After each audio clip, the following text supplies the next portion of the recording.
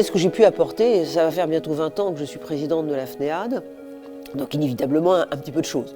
Sans doute un peu de visibilité, puisque d'avoir été un politique auparavant amène effectivement à ce que les portes s'ouvrent plus facilement quand vous avez été dans cette situation. Nous avons pris en charge en 2023 pas très loin de 180 000 patients. Nous sommes au domicile le premier acteur en soins palliatifs, plus de 80 000 séjours, des statuts qui sont publics, qui sont privés ou qui sont associatifs, avec une particularité. Même réglementation, mêmes obligations de certification, même financement.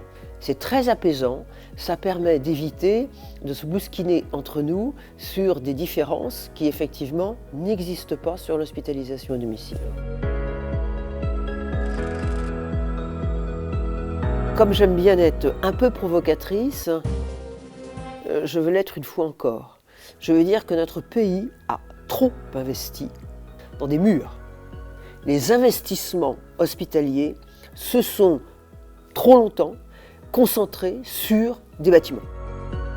On est, si vous voulez, dans une optique d'avancer. Nous allons pouvoir développer l'anté et le postpartum, nous allons pouvoir développer la pédiatrie sur les enfants de moins de 3 ans, nous allons développer des mentions de spécialité en rééducation. Nous sommes de plus en plus implantés sur la cancérologie avec l'administration de chimiothérapie injectable à domicile.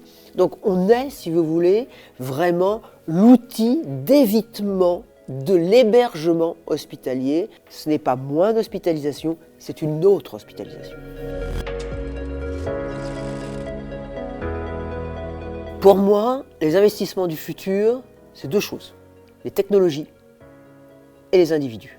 Si nous investissons dans les techniques et dans les individus, et si nous déployons cela au niveau du domicile, ce qui est notre baseline de slogan depuis déjà quelques années, c'est demain, l'hôpital du futur, c'est le domicile. Les rencontres de Nice sont des moments où on peut se rencontrer, professionnels de l'hospitalisation, professionnels de l'ambulatoire, professionnels du sanitaire, professionnels du médico-social, et ceux qui effectivement sont les acteurs directs du soin, et ceux qui leur permettent à ce que ces soins soient modernes et soient performants. Puis vous savez très bien que des institutions qui ne se comprennent pas, parfois qui se méconnaissent, mais qui parfois s'opposent, peuvent à un moment ou à un autre se reconnaître et s'admettre, tout simplement parce que les individus se rencontrent et qu'on se dit « mais il est sympa finalement ». Et donc la sympathie que ça crée est aussi un élément pour faire avancer les sujets.